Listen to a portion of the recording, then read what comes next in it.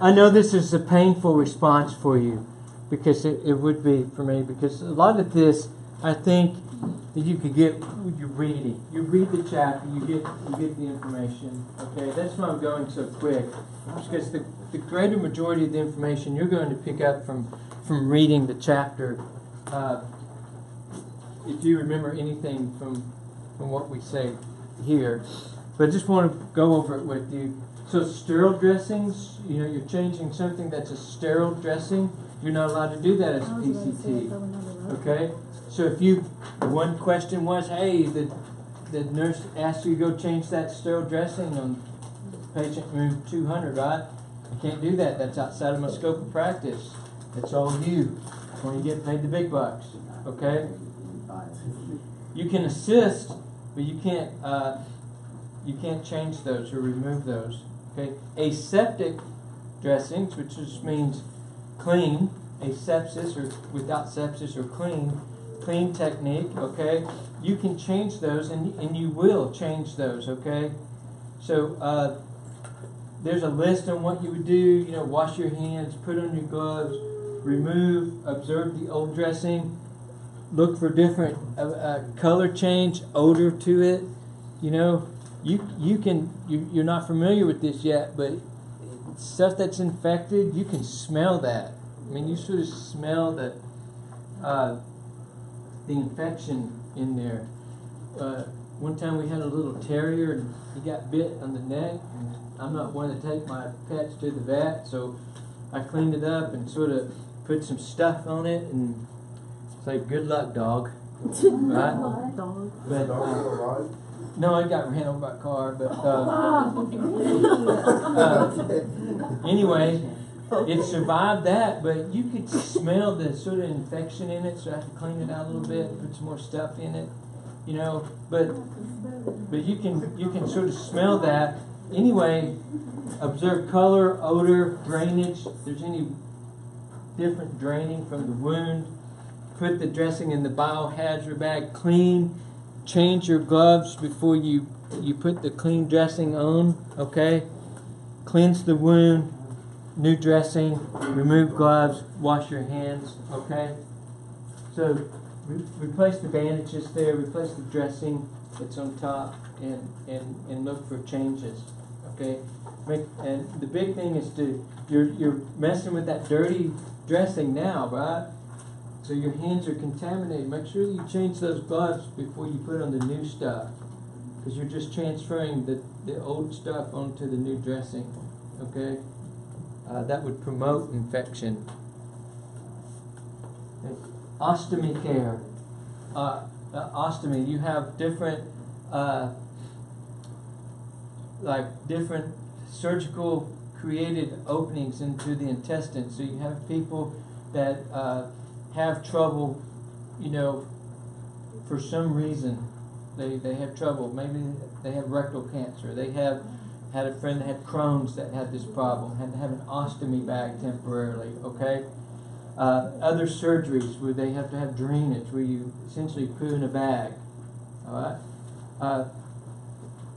They have an ileostomy, and this is just to know the terminology. Ileostomy drains liquid stool from the distal part of the small bowel, the ileum, right? So if you know the anatomy, then you know where that bag is located. Ileostomy, or you have they put in a large bowel to expel the feces, right? The large bowel. So one of your tasks, this is one that's why you stay in school and you go into medicine, or you become a nurse or whatever, so you don't have to do these tasks, okay? But they have to be done, okay? One thing that you do is you will change these out, help educate the patient on them. If this is the first time that they've had an ostomy bag, okay, they're going to need a little support, okay? It's something that really could be devastating.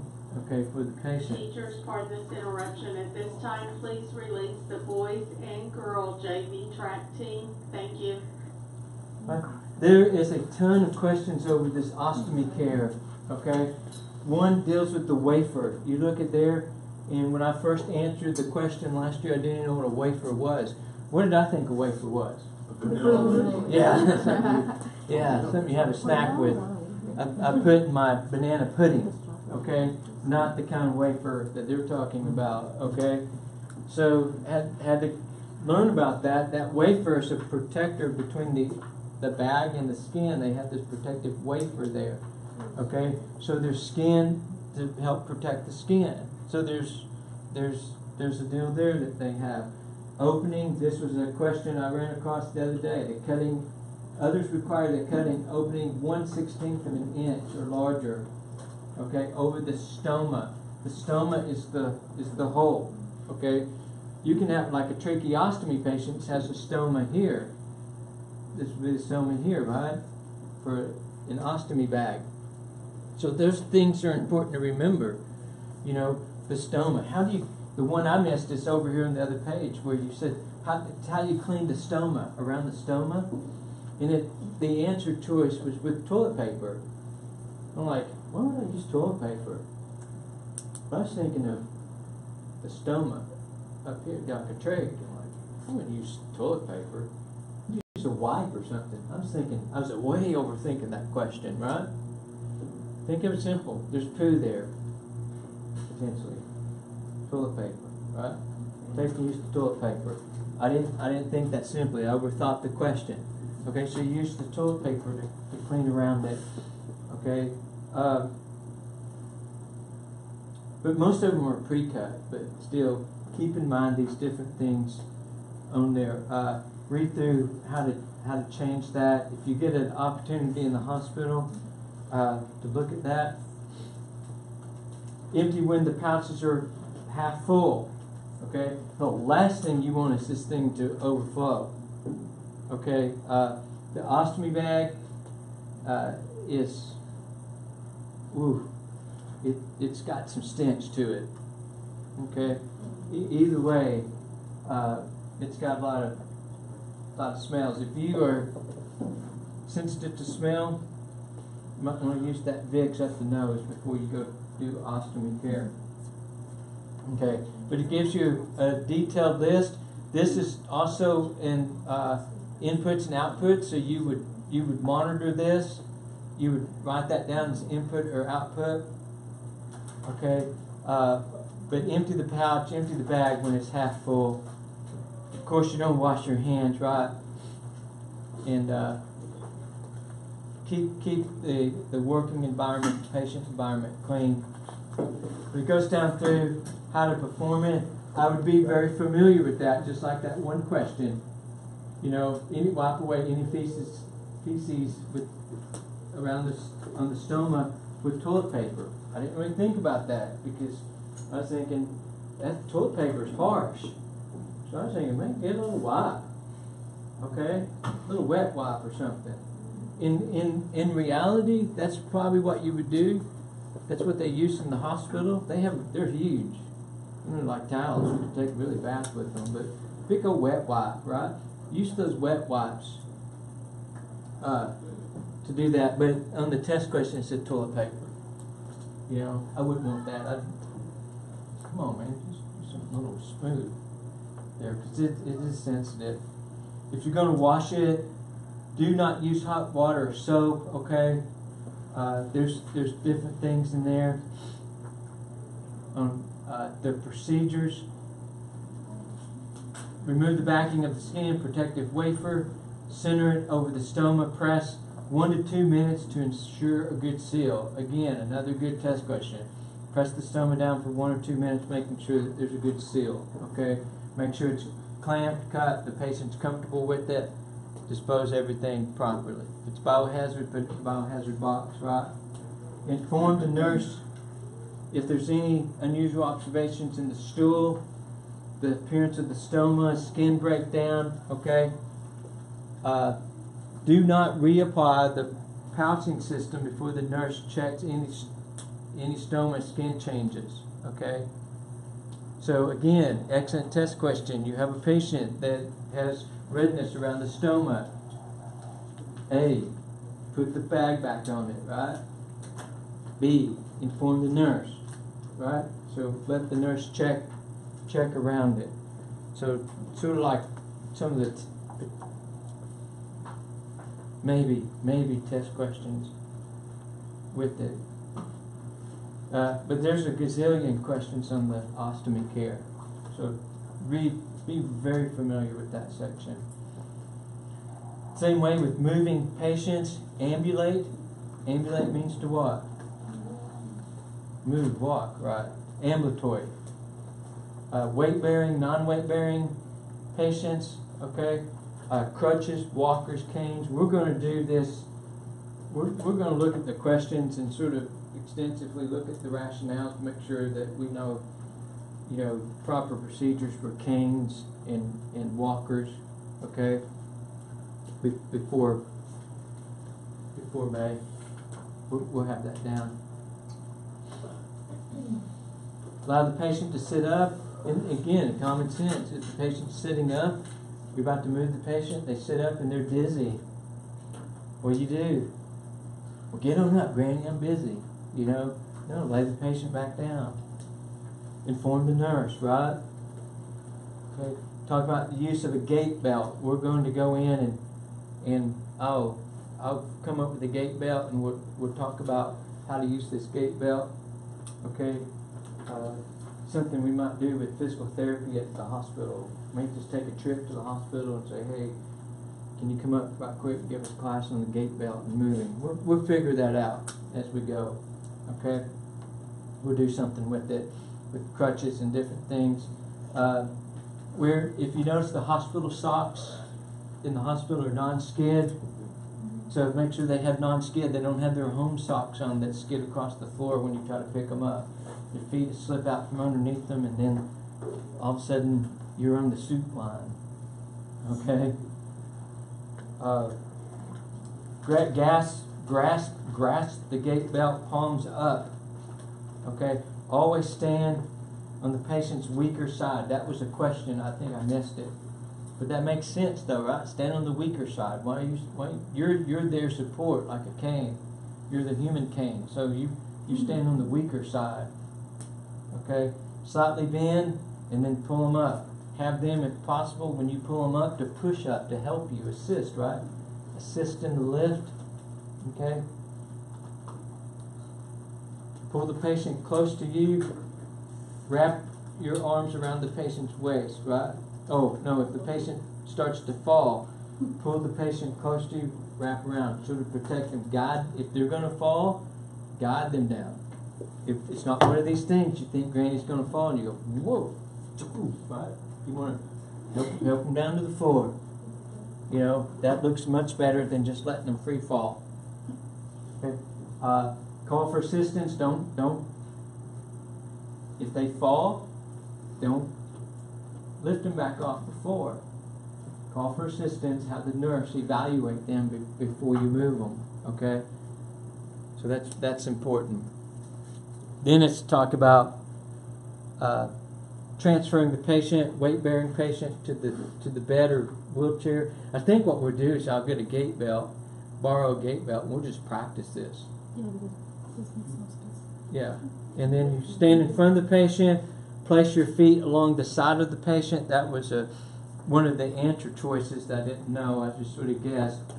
Grasp it, palms facing up, pulling the patient to a standing position, okay, by straightening your knees. So you're bent, so you pull, straightening the patient up, okay. Then when you get the patient in the wheelchair, cover up their legs, okay, cover up keep them warm. Always lock the wheels, okay. You have different mechanical lifting devices like a Hoyer that you put a sort of a tarp thing under the patient, and it all attaches to this thing. You just jack it up and you move the patient around. That's one way. But you would always lock the wheels. A transfer board. You've seen these in the hospital, or potentially they slide a little board underneath them and they just pull the board across. Right? It's very easy to transfer the patient with the transfer board. You just need more than one person. Okay. Here, with a third person assist.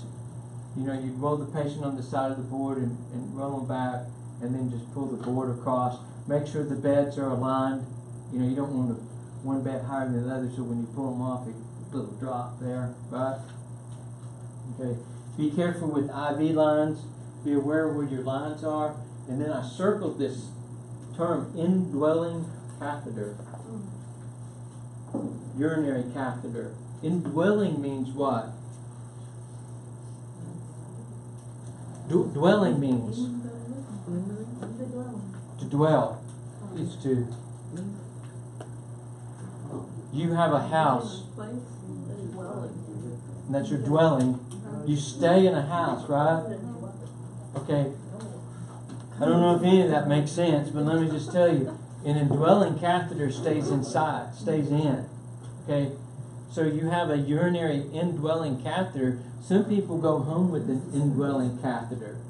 They stay. They're at home and they have a catheter, have a urinary catheter. They're incontinent to the bladder, so they always have a catheter, right? It's dwelling. It lives in them. Okay? So make sure that you're aware where the catheter is. Okay? You don't want the last thing you want to do is pull that urinary catheter out. Remember, I think there's 30 cc's of water in the back side of that catheter that seals it in the bladder. You don't want to pull all that big balloon full of water out through the urethra. Imagine that pain, right? I mean, and it caused some damage, and that would be on you. So you would have to make sure that you're aware of these. Any other types of drains or anything like that. We've already talked about, you know, when you're transporting a patient in a wheelchair, the bed, make sure the beds are up. Unlock the wheels, obviously, before you start moving it. When you get to the place where you are, lock the wheels, right? Drainage bags, like urinary catheters, make sure that the draining bag is not above the, like you wouldn't hang it above, but make sure that the bag it's gravity fed. A urinary catheter is gravity fed. So you wouldn't want it above where the catheter is inserted, right? Because it would drain urine back into the bladder, which would promote a bladder infection. Okay, so you want it at the level or below the insertion part. If you have an emergent situation where you need to go upstairs or downstairs, the same way with us. If we're in the elevator, they're trying to put a patient on the elevator, everybody else gets off the elevator. Let them take the patient up first, right? So that's sort of common sense. Step out. Wheelchairs. I don't have a lot of experience with wheelchairs. Maybe we'll take Kojak out there and practice coming off the curb with the wheelchair. The smart thing to do is go to the ramp, okay? But you can sort of lower them down on the wheelchair, but you just don't want to let go. Even though it's downhill and it would look really cool, you just don't want to let go. Hey, get to your car, goodbye.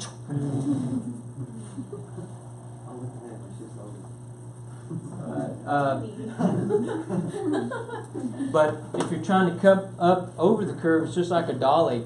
Sort of lean them back a little bit with the bigger wheels and just pull the bigger wheels up over the curb. Okay, it's really simple to do. If you have, let's do this one other thing to bounce off there. Splints. If you have any type of splint,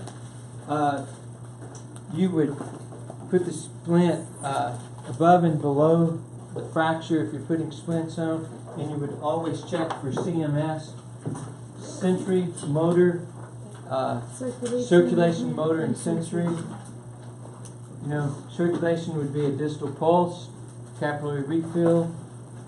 Sensory means can you touch, can you feel touch, and motor, obviously, if you move. Okay? But as a PCT, you'd be responsible for putting splints on, but you would always, before and after applying the splint, always do CMS checks. If you feel some cyanosis or the skin is getting pale, that means you have the splint on too tight, right? So inform the nurse of that. And splinting also helps reduce pain and swelling as well. But coming up, we'll learn about splints when we do our trauma section. So we'll put on splints. Okay? Everybody good?